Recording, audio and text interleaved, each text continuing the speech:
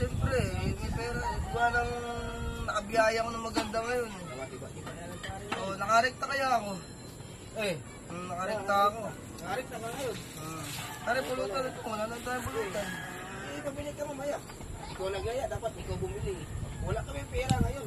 Wala pa sa ulit. Ano nakarekta ka pati? Nakadami ako eh. Nakadami ako ngayon. Galing-galing ah. Ano mo? Ano mo? Wala nga akong Hindi ka pera. ba, Hindi ka sinabi ko sa'yo. Wala pa nga akong Agapag ka naman. Baka may pangambag ka. Kasunod na ako. Kasunod na lang. Okay na Wala lang. na tayong pulutan eh. Ito na lang eh. Di ba kasasabi ko lang. Kaya ka. Wala ako muna. Wala akong pera. Ito na lang pera ko eh. Umlapot ito, pumapos ah. Boss. Kaya maano ko daw. Ito na lang kasi pera ko eh. Marami yan. Sabi mo, nagtama ka ng hinay. Bumili ka ng alak doon. Boss Arnel. Bumili ka ng... Ito muna. Ito muna. Isa pa. Yan. Yan. Ito. Yan, diyan ka magaling. Para yung pabili mo ng alak, pagdating sa gasolina, reklamo ka na reklamo. Wala dyan ka naman boss eh. Bakit nangingi ba ako sa'yo ng pambili alak ha? Wala kayo dyan. Manireklamo mo na mataas ang gasolina, pagdating sa alak, may pambili ka. Diyan ka magaling sa tropa mo. Nakabiyaya ako ng maganda. Nakarekta ako. Ano ba pakialam mo? Nakarekta ka. Ano ang hingi mo sa akin ng pambili ng gasolina, pagdating sa tropa mo, ikaw ang buwibil ng alak. Bakit nakikinabang ka naman sa tricycle ko ah? Sumasakay ka ng libre sa akin eh. Nakikinabang nga ako pero hinihingan mo ako ng panggas. Bakit natural na ako humingaw ng gas sa'yo? Bakit magkano ba tayo? Magkapalit tayo ah. Yun na nga, magkapatid na nga tayo eh, pero ako nagbibigay sa'yo ng panggasolina, pagdating sa tropa mo, ikaw ang buwibil ng alak. Pinapahiya mo naman ako sa mga kaibigan ko eh. Ito mo nagiinom kami eh. Hindi kita sa pinapahiya, sinasabihan lang kita.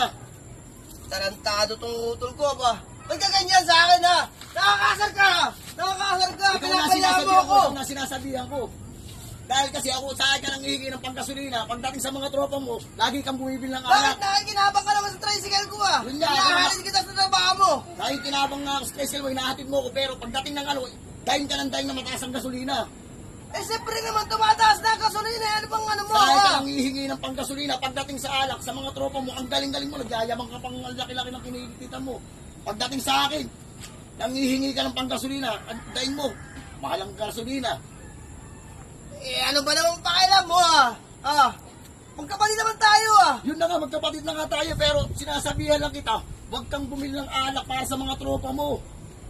Mga kaibigan ko yun. Yun Hindi nga, ko mga pwede kaibigan pabayaan mo. yun. Dapat, yung pinangbibili mo ng Walang alak, yan. pinanggagasolina mo na lang sa tricycle mo. Alam mo namang birthday ng tao eh. Hindi ko pwede pagbigyan yan. Pinagbigyan ko lang siya eh. Kumita lang ako ng pera eh. Maganda eh. Yun na nga, nandun na nga tayo. At sa akin lang, tol, ibili mo ng maayos yung gasolina ang bilhin mo, hindi yung pangganyan. Alak ang binibili mo eh. Birthday nga ng tropa. Ano ba pakialam mo Ano ba pakialam mo Ikaw pa nagagalit, wag kang ganyan na Nakaka- Sinasabihan lang kita, tropa. pinapayuhan kita bilang kapatid mo, hindi yung ganyan. Magpapayo ka lang eh. Pinahiya mo pa ako sa mga kaibigan ko.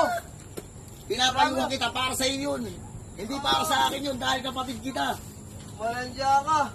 Maris ka na nga dito. Nag-inom ka ng tao eh. Papasok pa naman ako sa trabaho yan, mag-inom ka na lang lagi.